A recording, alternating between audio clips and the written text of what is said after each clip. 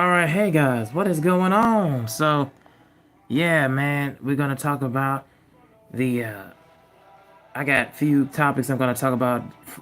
Starting the early morning of the day and heading into the afternoon. So we're gonna talk about what I saw yesterday of two different uh, WNBA squads and opponents. So the Indiana Fever went on the road to the Target Center to take on the Minnesota Lynx. And the Lynx absolutely dominated and decimated the Indiana Fever by the score of 97-84. And pretty much Nafisa Collier came back. She pretty much made her stamp on why she pretty much should take home the uh, the league MVP. And the Lynx pretty much proved to me last night on why they are championship contenders right here, man. Championship bound and pretty much WNBA Finals bound and championship contention, because what they did last night was just absolutely just dominant performance all around. And I kind of figured in the second half, defensively, they didn't really they kind of didn't really let their guard down, especially in the first quarter. And the second quarter, you can kind of see them slowly chipping away at the lead. They slowly chipping away at the Fever, 7 point lead, and they was chipping away, and then in the second quarter, they pretty much found their legs. The story pretty much was Kayla McBride and Maria Kundikova. They pretty much was the story in the second and third quarter. Courtney Williams did her thing in the second half. She was in double figures in points and assists in 27 minutes, and also DeJohnny Carrington, and they forced at least about 12 turnovers committed from the Fever, loose possessions, loose balls, the ability to get after and just attack their guard play. From Odyssey, from Odyssey, from now they just acquired aerial powers. They, Shea Petty, everybody pretty much from the Lynx just attacked and just opposed their will defensively. DeJohnny Carrington, with the addition of her ability to get in the passing lanes, getting steals and getting out of the open lane. But of course, Nafisa Collier, she's scoring 32 points. Her comeback after missing a couple weeks, which I figured it was gonna be a couple weeks with the ankle injury. I saw the injury that happened there against the Aces. It didn't look as serious as I would have, as people was kind of making it out to be, would have imagined.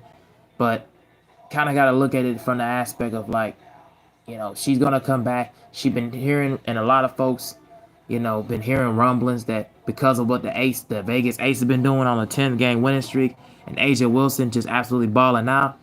You kind of heard in rumblings like, man, Asia could probably be stepping into position, like she could possibly give her a run for money for the MVP spot. So I knew she was gonna come back and pretty much just absolutely just take over, and she pretty much took over the show last night. Nafisa just pretty much took over the show. She was just absolutely dominant. Step back, fade away, jump shots. Her ability to get down in the lane and attack the basket, and just her ability just get get out to the 3 point line, get in the open areas, and especially for Courtney and Kayla, they all getting out in open areas, open threes, and open jump shots, because the Fever's defense is not there at all. Like, you can just tell that they had a lot of tools to work on, and because of the injuries that has been tantamount for the Fever for a while. I mean, they lost like 3 guards right now. There's no time all day for Caitlin Clark, and also losing Sophie Cunningham also had an MRI on her on a I think a lower leg injury. So that pretty much was tantamount to the point where you kind of just saw the writing on the wall for the Fever. You just saw the writing on the wall for them. You kind of just saw that they had they got a lot of things to work on overall in the off season when that comes around. And they got to work on a lot of things defensively, because I saw yesterday how what they was doing. They just could not be able to get any stops in the second half on the Lynx at all.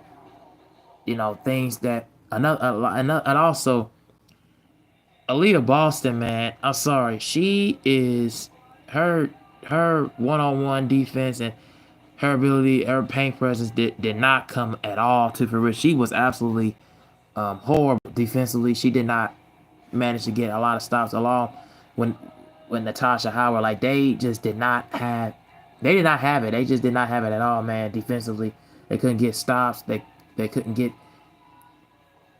to where they wanted to go with it, and it just felt as if that they were just playing behind the eight ball all the way around, and the Lynx just dominated overall. Like, you can just tell who was pretty much championship bound and championship, ready, final WNBA finals ready, versus a team that's barely on the stretch of making the postseason, barely on the stretch of even getting into the playoffs, which I don't even know if that's going to be the case, because you got a lot of good teams in the Western Conference that's going to really oppose the threat.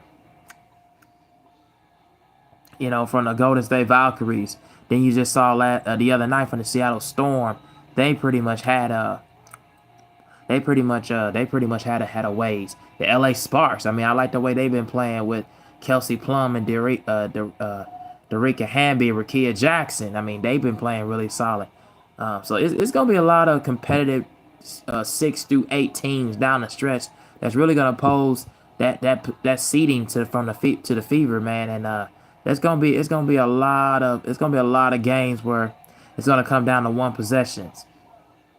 And also, a lot of games is gonna come down to one possessions. And if you're them, I wouldn't be in a position where I'm gonna be on my way not making it, and barely even making it and not making it.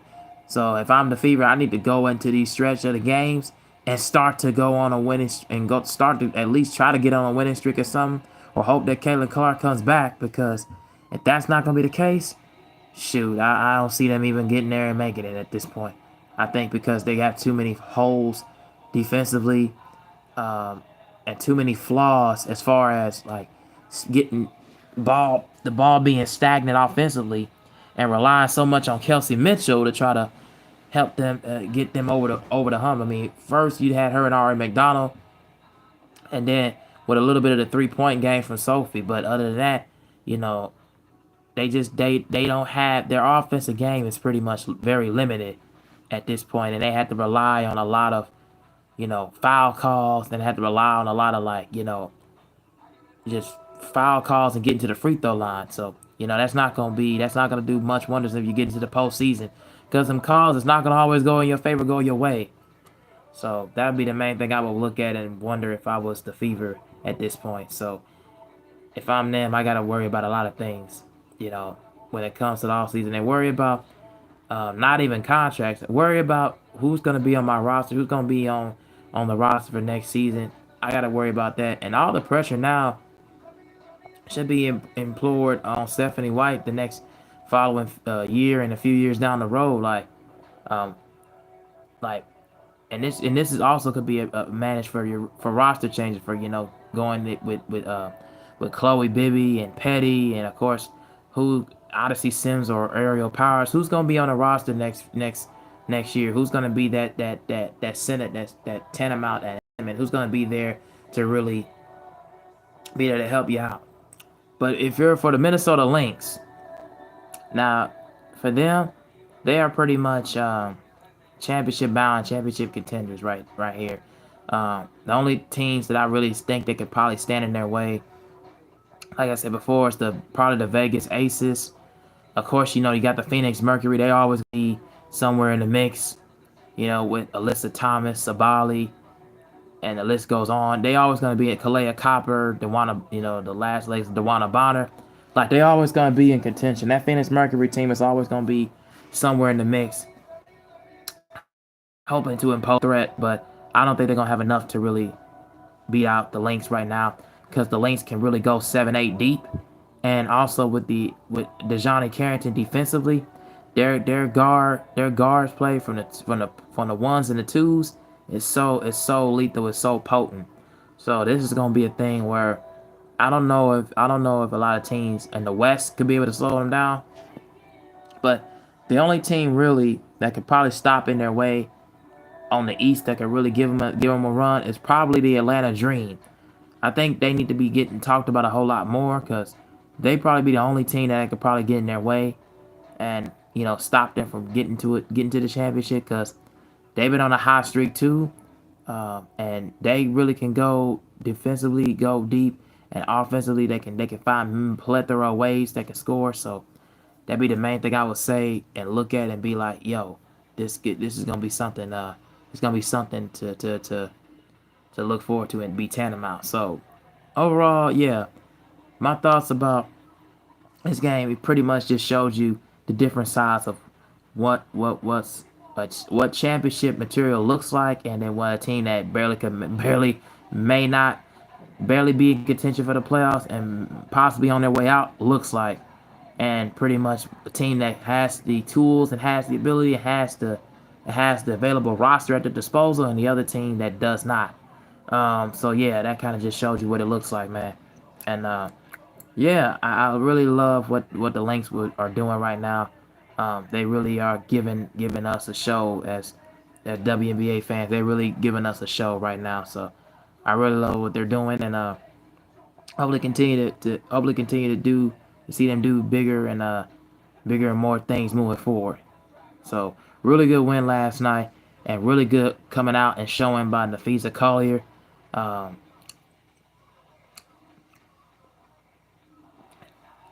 and really gave a whole lot of the WNBA fans on notice, and really put a lot of WNBA fans and put a lot of the media and critics on notice, knowing that this is her time, and this is the spotlight, and this is her time to really just shine and really put her name in forward motion. All right, so that's my recap for the Lynx and the Fever. Let me see if I have other games to really talk about real quick besides that.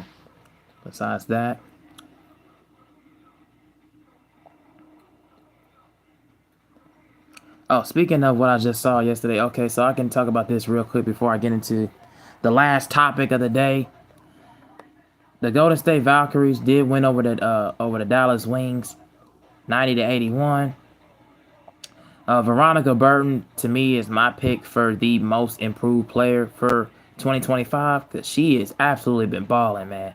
And they're without their two remaining starters on the side of the ball, and Kayla Thornton, and I forget the other lady, but I forget the other chick. I forget her name, but it'll come to me. But yeah, they was without Kayla Thornton for pretty much the remainder of that time. And yeah, Veronica Burton is pretty much taking over. She is just balling. Kayla, she's really cool. Kmart came out the bench and did her thing, but Veronica Burton pretty much has done absolute wonders, man. She has just been on fire the remainder of the last few months. I really love what her playing style is, and she doesn't have a whole lot of expectations on her. So that's a good thing about, you know when your name gets called upon, you're gonna be able to really do your thing and really push wonders, push wonders a whole lot. Now let's get into another person to me. Now Paige Beckers really didn't have that great of a game, but I remember she had 44 points the other day in a loss to the Storm. The Wings, they like I said, they got a lot of tools left, but they really got a good young uprising star. Paige Beckers is really gonna do her thing. She's, in my opinion, the pick to win rookie of the year. Sonia Citron will probably throw her hat in there for the Washington Mystics. Kiki Faran is really really cool, but I think Paige is gonna probably win that rookie of the year uh, in my eyes. But this game really didn't show what this game she really didn't have the best of her game, and didn't show as what she was capable of and what she has been capable of all year. But I think right now the Golden State Valkyries are probably going to push themselves further into contention for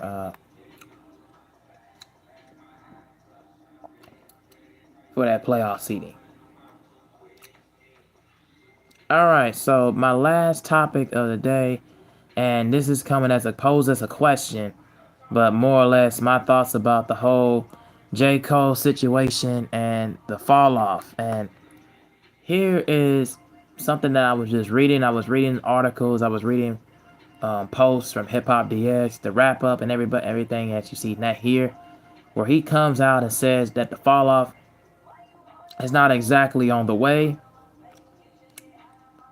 And this is also him coming off of announcing about the audio series, The Inevitable, that came out later on last year, and his blog site, which he released the latest single called Clouds. But then he says he shares random itch with fans.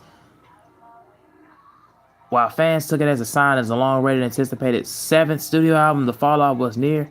The North Carolina rapper wasting no time clarified that that's not the case. I've been wanting a little blog for years, somewhere to post some random stuff where the audience is way smaller than it is on social media platforms. He shared on Monday, I finally pulled the trigger. Bear with us as we are still developing his page and the layout. Alongside the attachment of a Ahmad Lewis Back in the Day remix, which J. Cole since said that he has been loving since he was 9. Took a moment to share the fans now at midnight. I will turn 40 to midnight. He might not say the sentimentals for the post tomorrow, but in a nutshell, grateful the born art center artist wrote, "Happy New Year to y'all." And oh, he's talking about that. And then of course, the North Carolina raised artist launched and is so far the season of Inevitable back in November in 2024. Of course, he released all of the streaming of his mixtapes and albums on streaming platforms and DSPs. He also said the Fallout does not have a release date. Current J. Cole, of course, he already headlined the Dreamville Fest back in April in North Carolina native, as you can see here. All right.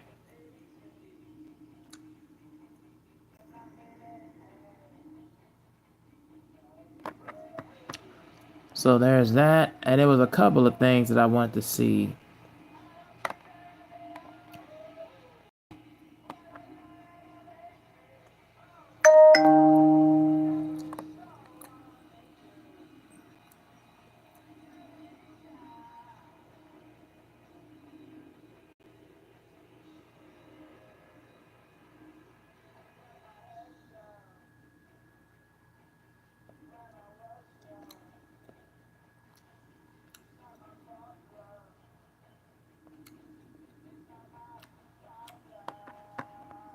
Okay, never mind.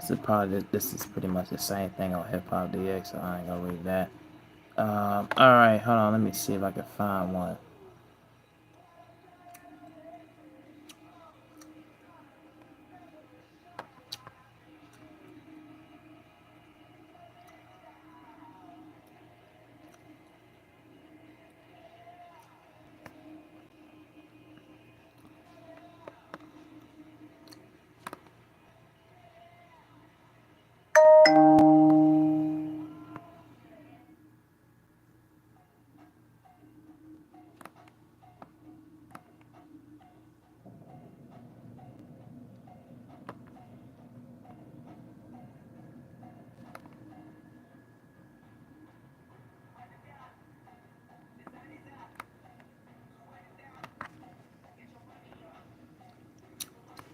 All right, hold on. Let me see this.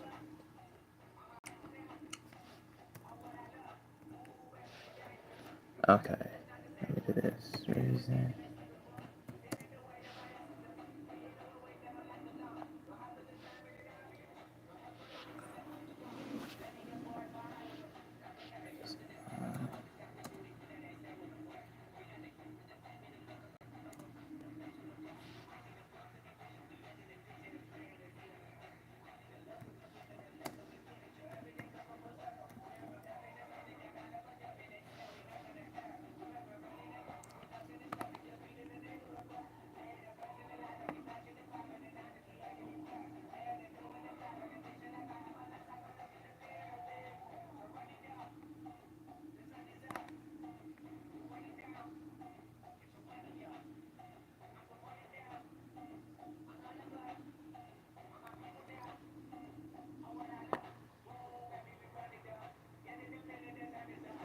All right,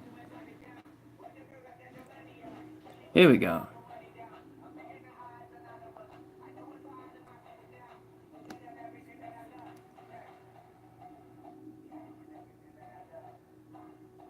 Here we go. It says I was trying to look up, guys, trying to look up exactly of why the album was initially delayed. I was looking at some Reddit posts here, and I was looking at other blogs, looking at other websites. But here, I think I finally got the answer. He was talking about this. Um,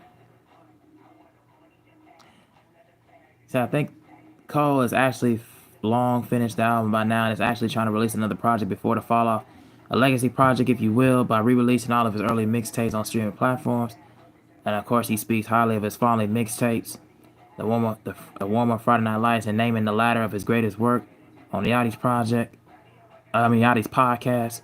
And I think it's valid that he would all want his newer fans to know what his earlier works. The problem is these mixtapes are extremely sample heavy, and would need time to clear them all before for it to be before it legally released on Spotify and Apple Music, which he already did that.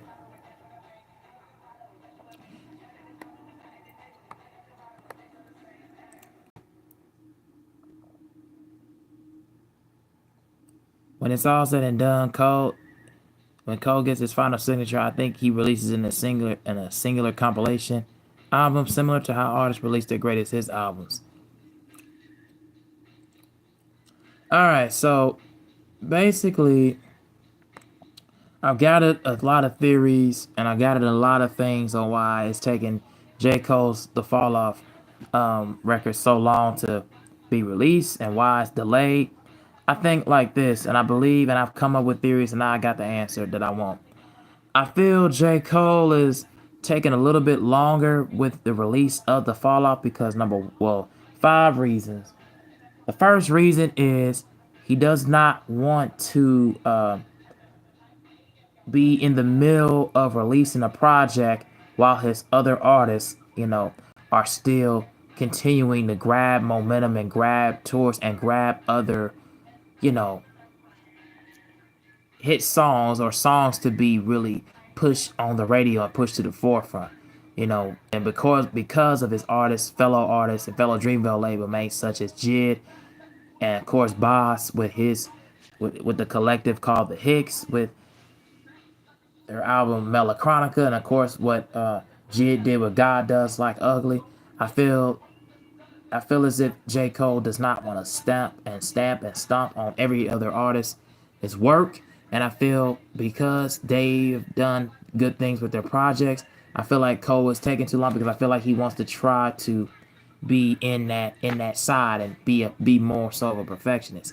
And also I feel as if because because of those artists releasing their music at that time, and also Lynx being wanted to drop herself from the Dreamville label, is kind of going through a lot of paperwork due to those things. I feel like that has a lot of complications in the way he doesn't want to stomp and stamp on a lot of artists of his own artists' work, and I feel like he doesn't want to garner a whole lot of media attention. The second reason is if I feel like he has to retool certain production choices.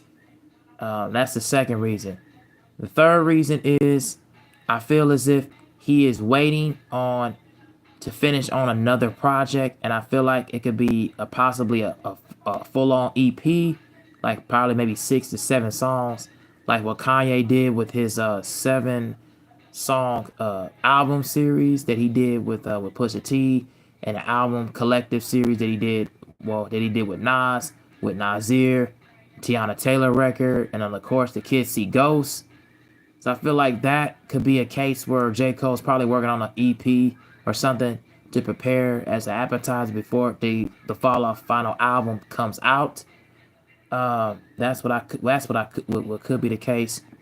The fourth reason is I feel like J. Cole is waiting on a lot of features. I feel like J. Cole is waiting on. I think this album is gonna be very feature heavy, and not as feature heavy like it's gonna be about at least 10 or 12 features on it. No. I think it's gonna be a 12-song concept record, but I feel like he's trying to wait on the right amount of features that could fit the concept of what he's going with. So I feel like that is one of the main big factors. And then lastly, I feel he wants people to remember his legacy of his music. That's why he's releasing everything on DSPs now, his mixtapes, his earlier projects. I feel like he wants to continue to be more so remembered for his legacy of his earlier past music. And he went to go out, and that's why he spoke so candidly and so highly on Kanye on tour and on stage to try to get samples of his earlier works cleared. And not just from Kanye, I mean, even from Alicia Keys, because I think he did on the song You Don't Know My Name, I think he did a sample of that on one of his records. Get Up, the same way. Dreams. Like, I think a lot of those records on the warm up and records on Friday Night Lights, which was sample heavy, I figured he wanted to go and get those things cleared out. So by the time he releases these on DSPs and on streaming services, they can all be cleared, they can all be ready to go. So, and that also goes into the part of his blog, The Inevitable, which I feel is if he kind of is doing a lot of audio, showing his parts of his life, and showing everything else before he decides to, not necessarily leave the game, leave hip hop per se, because I really don't think he's going to leave.